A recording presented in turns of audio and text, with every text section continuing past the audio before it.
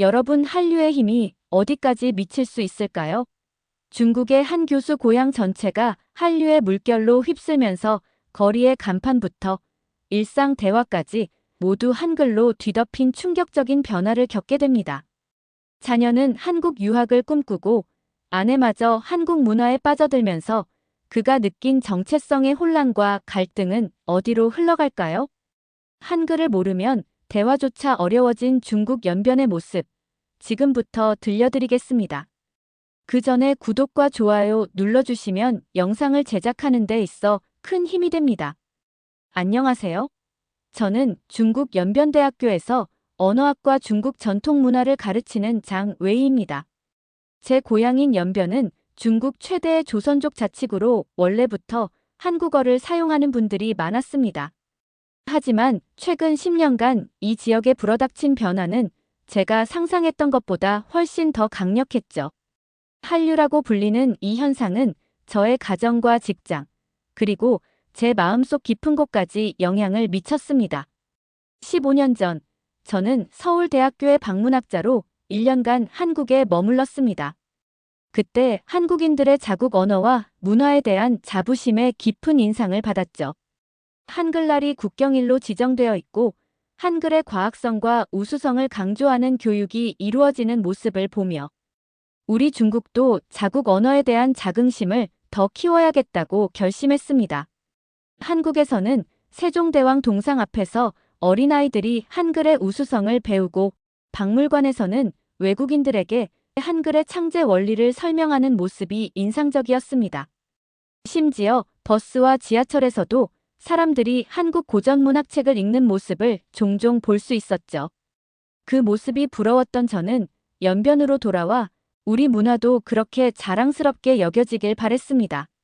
중국으로 돌아온 후 저는 연변 지역의 중국 전통 언어와 문화 보존 프로젝트를 시작했습니다. 처음에는 대학 내에서 큰 호응을 얻었고 학생들도 열심히 참여했습니다.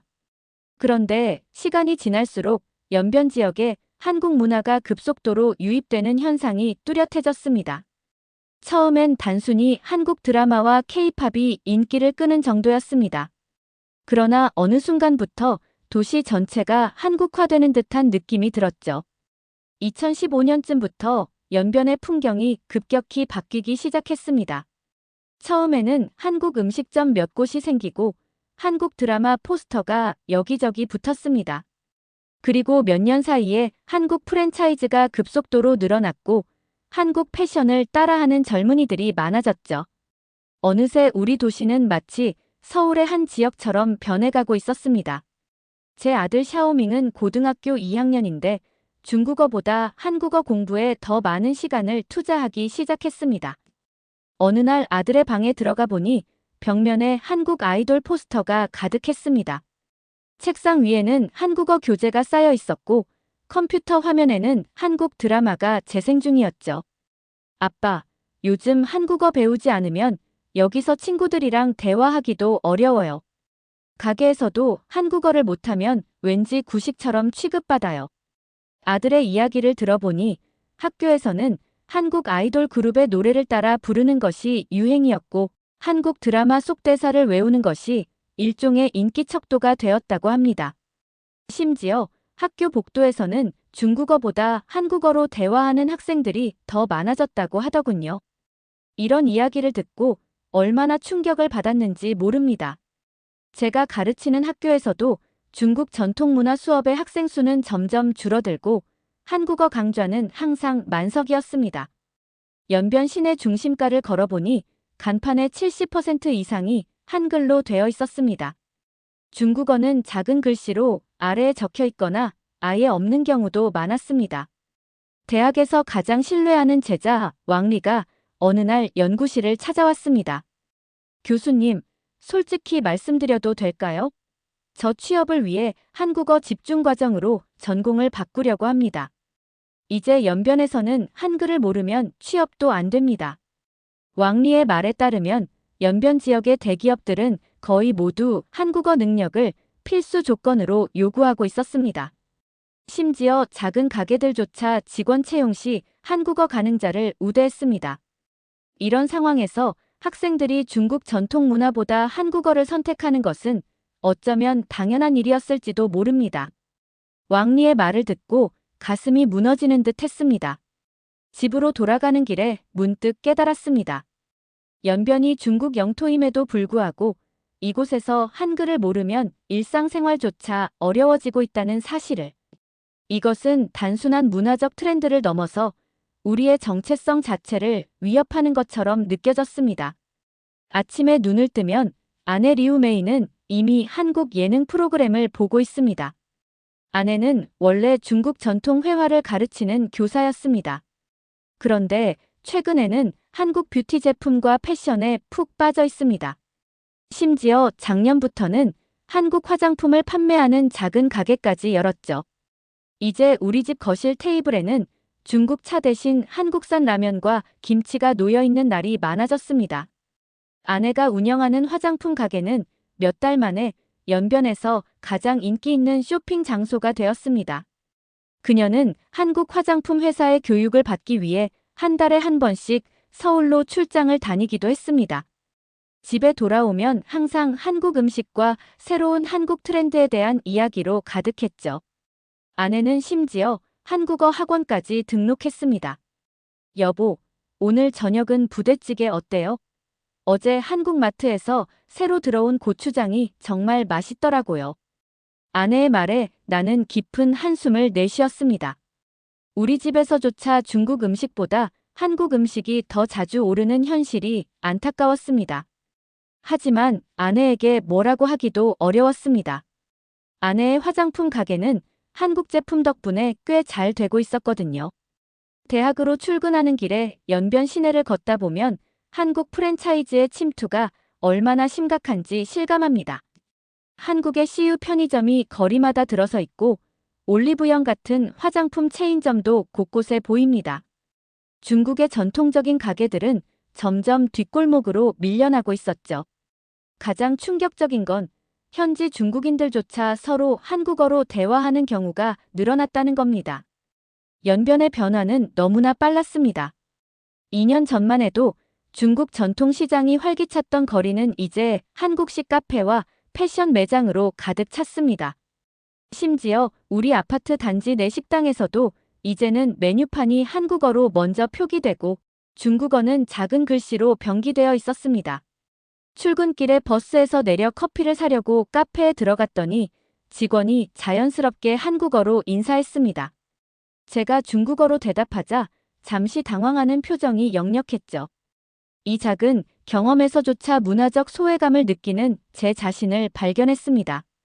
대학에 도착하면 더 큰 충격이 기다리고 있습니다.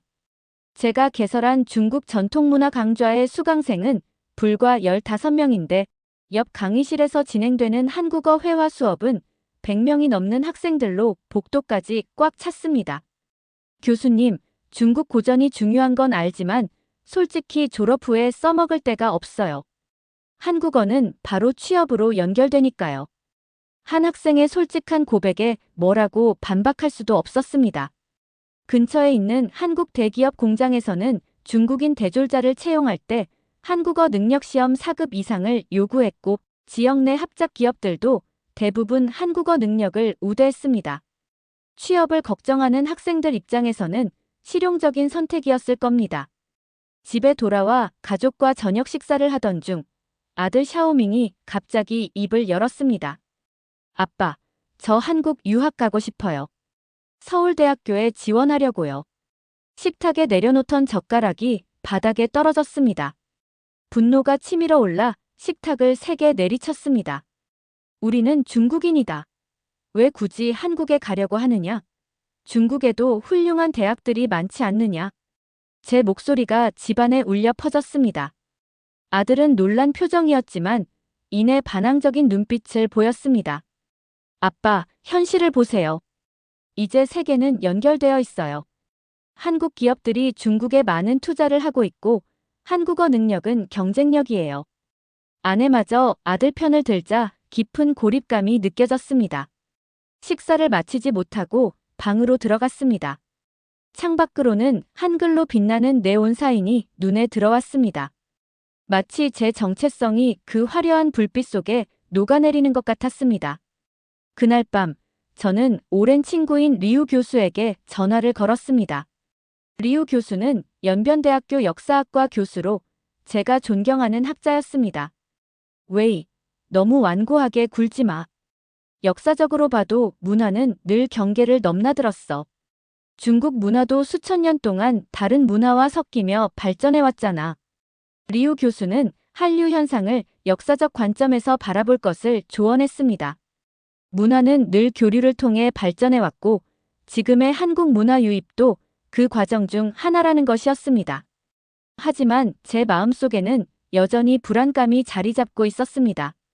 이것은 단순한 문화 교류가 아닌 문화적 정체성의 위기처럼 느껴졌기 때문입니다. 새로운 주간이 시작되자마자 대학 총장실에서 연락이 왔습니다. 연변 지방정부에서 추진하는 한중문화경제특구 프로젝트의 자문위원으로 저를 추천했다고 합니다. 처음에는 거절하려 했지만 총장의 설명을 듣고 충격에 빠졌습니다. 이미 프로젝트는 상당히 진행된 상태였고 주요 내용은 한국의 경제 모델과 언어를 적극적으로 도입하는 것이었습니다. 장 교수, 당신의 참여가 필요합니다. 중국 문화와 언어 전문가로서 균형을 맞춰주실 수 있을 겁니다.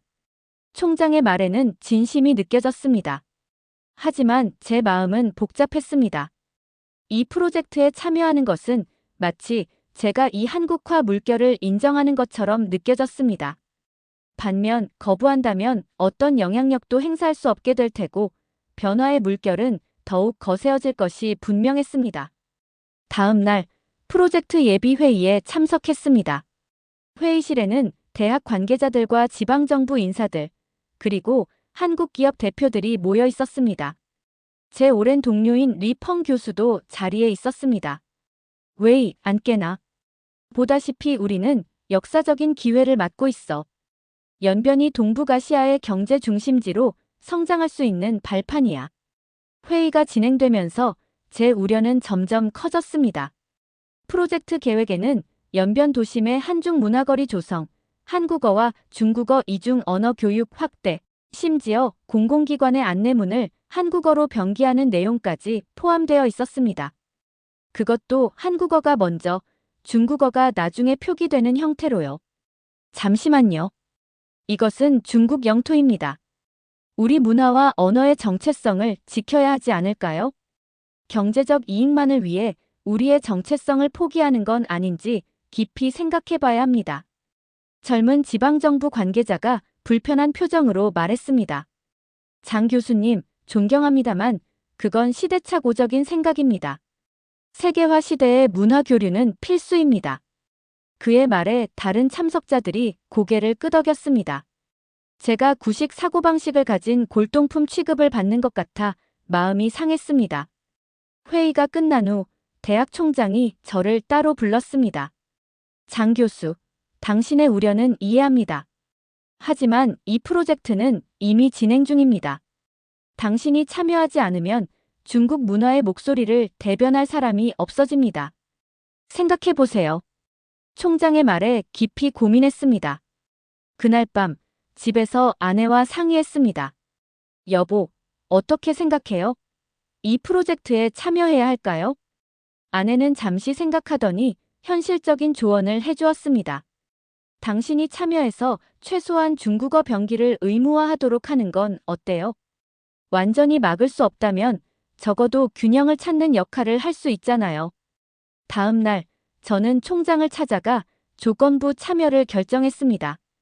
제 조건은 간단했습니다. 모든 한국어 표기에는 반드시 중국어를 병기할 것, 그리고 문화 교류 프로그램에는 중국 전통 문화 요소를 반드시 포함시킬 것.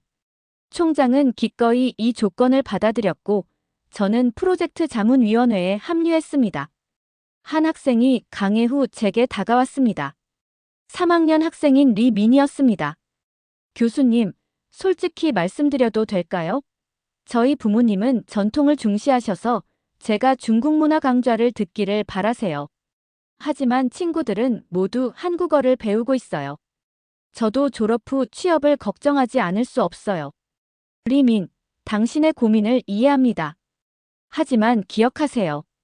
언어는 도구이지만 문화는 우리의 영혼입니다. 둘 다 소중히 여기는 방법을 찾아보세요. 몇 주 후, 저는 한중경제협력 포럼 참석차 서울을 방문하게 되었습니다. 15년 만의 방문이었죠. 서울은 제가 기억하던 것보다 훨씬 더 현대적이고 세련된 도시로 변해 있었습니다. 높은 빌딩들과 첨단 기술이 넘쳐나는 도시 풍경에 감탄했습니다. 포럼이 끝난 후 저는 서울에 거주하는 중국인 노동자와 유학생들의 상황을 직접 보고 싶었습니다. 지인의 소개로 서울 구로구의 중국인 커뮤니티를 방문했습니다.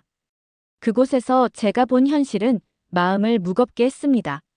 한국어를 유창하게 구사하는 중국인들은 좋은 회사에 취직하거나 성공적인 사업을 운영하고 있었습니다.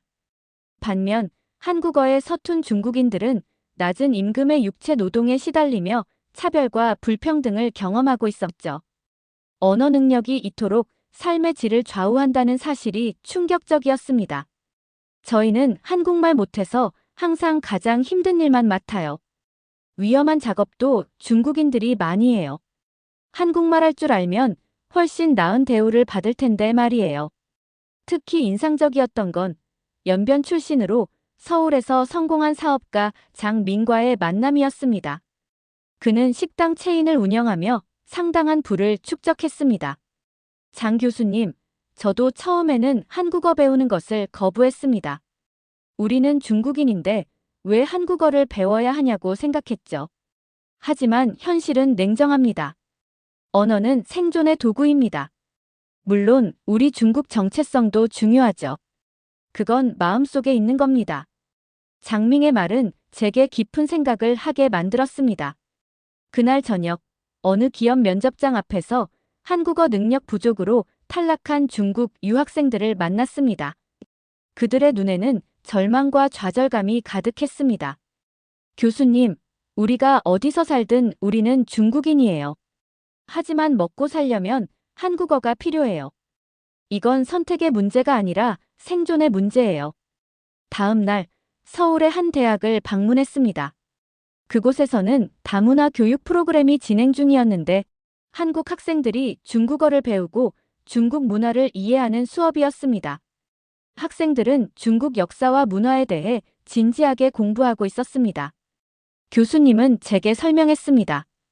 한국도 이제 다문화 사회로 변하고 있습니다. 젊은이들은 다른 문화를 존중하고 배우는 것이 중요하다는 걸 알고 있죠. 문화 교류는 일방적이 아니라 양방향이어야 합니다. 서울에서의 경험은 제 시각을 넓혀주었습니다. 문화적 교류와 경제적 협력이 반드시 정체성의 상실을 의미하는 것은 아니었습니다. 오히려 상호 존중과 이해를 바탕으로 할 때 더 풍요로운 결과를 가져올 수 있다는 걸 깨달았습니다. 한국에서 돌아온 후 저는 대학 총장에게 새로운 제안을 했습니다. 한중 이중언어 교육 체계의 도입이었습니다. 이 체계는 한국어의 실용적 가치를 인정하면서도 중국 전통 문화와 언어의 중요성을 함께 가르치는 방식이었습니다. 우리는 현실을 부정할 수 없습니다. 하지만 그렇다고 우리의 뿌리를 잊을 수도 없습니다. 두 가지를 모두 소중히 여기는 방법을 찾아야 합니다. 총장은 제 제안에 깊은 관심을 보였고 학과 회의를 통해 새로운 커리큘럼 개발을 승인했습니다. 이제 한국어 강좌에는 중국 문화 요소가 포함되고 중국 전통 문화 강좌에는 현대적 응용 방법이 추가되었습니다. 집에서는 아들 샤오밍과의 관계 개선에 노력했습니다. 주말마다 함께 중국 역사 유적지를 방문하고 전통 문화에 대해 대화하는 시간을 가졌습니다. 처음에는 마지못해 따라오던 아들도 점차 흥미를 보이기 시작했습니다. 특히 고대 중국 철학에 관심을 보이는 아들을 보며 가슴이 뿌듯했습니다. 아들은 여전히 한국 유학을 원했지만 이제는 중국 문화를 한국에 소개하는 교량이 되고 싶다는 새로운 목표가 생겼습니다. 그러던 어느 날 아들이 자신의 유튜브 채널에 올린 동영상을 보여주었습니다. 한국어와 중국어로 이중자막을 넣은 중국 전통문화 소개 영상이었습니다. 놀랍게도 이 영상은 한국과 중국 시청자들로부터 큰 호응을 얻고 있었습니다. 아빠, 나도 중국인의 자부심을 느껴요. 한국어는 도구일 뿐이에요. 두 문화의 좋은 점을 모두 배우는 게 진정한 글로벌 시민 아닐까요?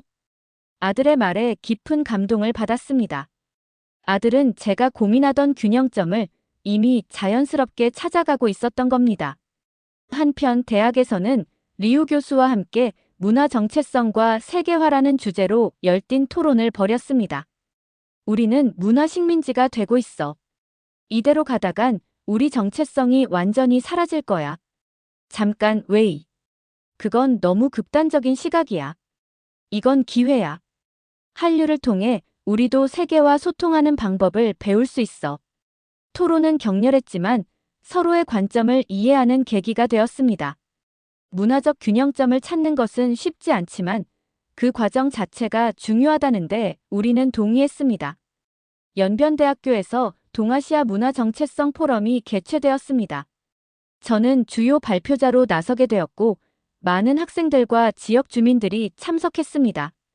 제 발표 주제는 세계화 시대의 문화적 균형이었습니다. 한국은 우리에게 세계화의 창을 열어주었습니다. 하지만 그 창으로 바라보는 눈은 중국인의 눈이어야 합니다. 우리는 다른 문화의 좋은 점을 배우면서도 우리의 뿌리를 잊지 말아야 합니다. 이것은 거부나 맹목적 수용이 아닌 균형의 문제입니다. 발표 중에 한국 방문 경험, 특히 한국에서 만난 중국 노동자들의 이야기를 나눴습니다.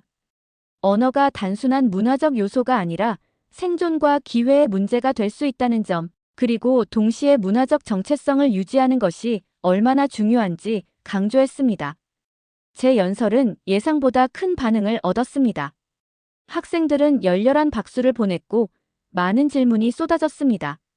특히 놀라웠던 것은 제가 한때 시대착 오적이라고 비판받았던 의견들이 이제는 진지한 토론의 대상이 되었다는 점이었습니다.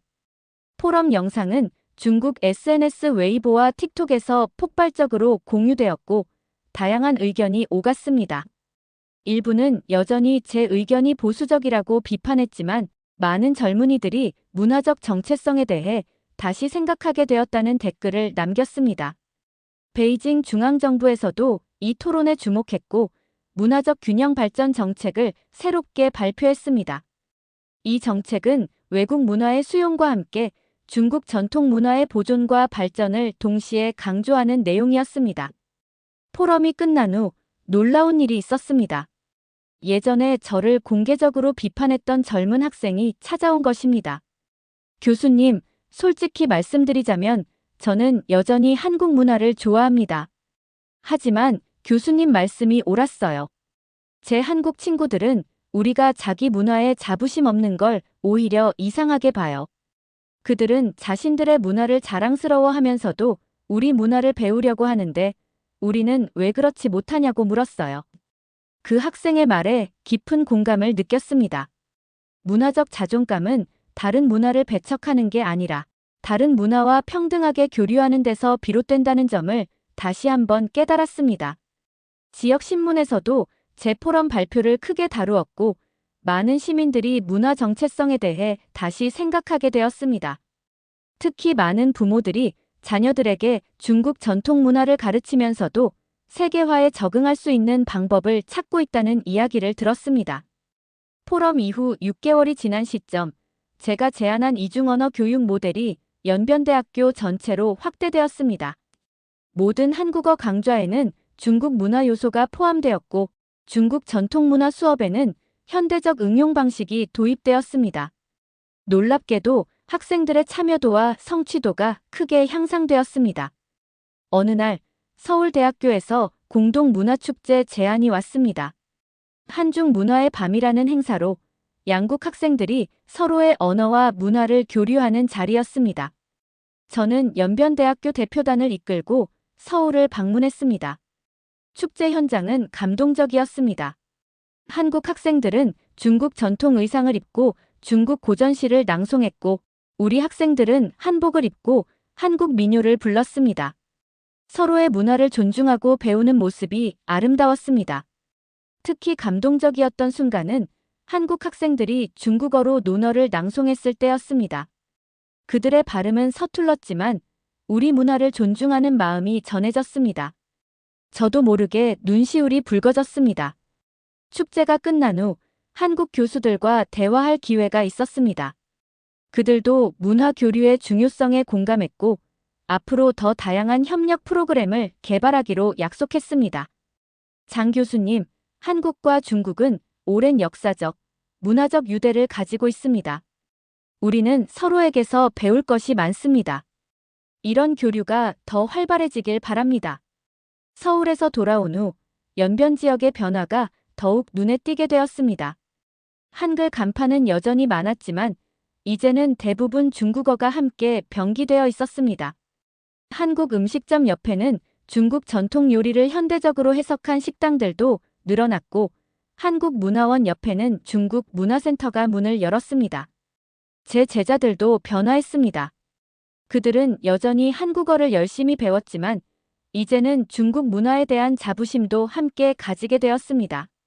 취업을 위한 도구로만 한국어를 배우던 학생들이 이제는 문화 교류의 가치를 이해하기 시작한 것입니다. 2년이 지난 지금 연변에는 동아시아 문화교류 연구소가 설립되었고 저는 초대 소장으로 임명되었습니다. 이 연구소는 한국, 중국, 일본을 비롯한 동아시아 국가들의 문화 교류를 연구하고 촉진하는 역할을 합니다. 제 개인적인 생활도 많이 변했습니다. 아내 리우메이의 가게는 이제 한국 화장품만 파는 것이 아니라 중국 전통 약재를 활용한 한중 퓨전 화장품을 개발하여 판매하고 있습니다. 이 제품들은 한국에서도 인기를 끌어 수출까지 하게 되었죠. 아내는 이제 단순한 판매자가 아니라 문화융합의 선구자가 되었습니다. 여보, 당신 말이 맞았어요. 우리 문화에 자부심을 가지면서도 다른 문화의 좋은 점을 받아들이는 게 중요하다는 걸 이제 알겠어요. 아들 샤오밍은 서울대학교에 유학 중입니다. 하지만 그의 전공은 한국어가 아닌 동아시아 문화 비교학입니다. 아들은 유튜브 채널을 통해 한국 친구들에게 중국 문화를 소개하고 중국 친구들에게는 한국 문화를 설명하는 교량 역할을 하고 있습니다. 지난달에는 한국 공영방송에서 저와의 인터뷰를 요청해 왔습니다. 주제는 한류와 중국 문화의 공존이었습니다. 인터뷰에서 저는 이렇게 말했습니다. 연변은 이제 진정한 의미의 한중 문화 교류의 중심지가 되었습니다. 우리는 서로를 통해 자신을 더 잘 알게 되었습니다. 문화는 경쟁하는 것이 아니라 함께 발전하는 것입니다. 인터뷰 배경에는 한글과 한자가 어우러진 연변의 야경이 비추어졌고 아들이 한국인 친구들과 함께 중국 전통 악기와 한국 전통 악기를 연주하는 모습도 소개되었습니다. 연변 거리를 걸으면서 이제는 다른 감정을 느낍니다. 한글 간판과 중국어 간판이 공존하는 모습, 한국 음악과 중국 전통 음악이 함께 울려 퍼지는 광장, 한국어와 중국어를 자유롭게 오가며 대화하는 젊은이들. 이 모든 것이 더 이상 위협으로 느껴지지 않습니다. 오히려 풍요로운 문화적 융합의 증거로 보입니다. 대학에서는 이제 제 중국 전통문화 강좌도 인기가 많아졌습니다. 학생들은 취업을 위해 한국어를 배우면서도 자신의 뿌리를 이해하고 세계와 소통하는 방법을 알기 위해 제 강의를 찾습니다. 어느 날 문득 15년 전 서울대학교에서 느꼈던 감정이 떠올랐습니다. 그때 한국인들의 문화적 자부심에 감명받았던 저는 이제 우리 연변 사람들에게서도 같은 자부심을 느낍니다. 다른 문화를 존중하고 배우면서도 자신의 정체성을 잃지 않는 균형 있는 자세를 갖게 된 것입니다. 문화는 물처럼 흐르는 것입니다. 막으려 하면 넘쳐버리고 방향을 잃으면 흩어져 버립니다. 하지만 지혜롭게 흐름을 조절하면 모든 곳에 생명을 불어넣는 소중한 자원이 됩니다. 연변의 한국화는 위기가 아니라 기회였습니다. 그 속에서 우리는 더 넓은 세계와 소통하는 법을 배웠고 동시에 우리 자신을 더 깊이 이해하게 되었습니다. 오늘도 저는 한글과 한자가 어우러진 거리를 걸으며 생각합니다. 우리의 정체성은 단일한 것이 아니라 다층적인 것이며 문화는 고정된 것이 아니라 끊임없이 변화하고 성장하는 것임을. 이것이 제가 연변에서의 한국화 경험을 통해 배운 가장 소중한 교훈입니다. 오늘의 이야기 어떠셨나요? 여러분의 생각이나 경험을 댓글에 남겨주세요. 이 영상이 마음에 드셨다면 구독과 좋아요 부탁드릴게요. 다음 영상에서 만나요. 감사합니다.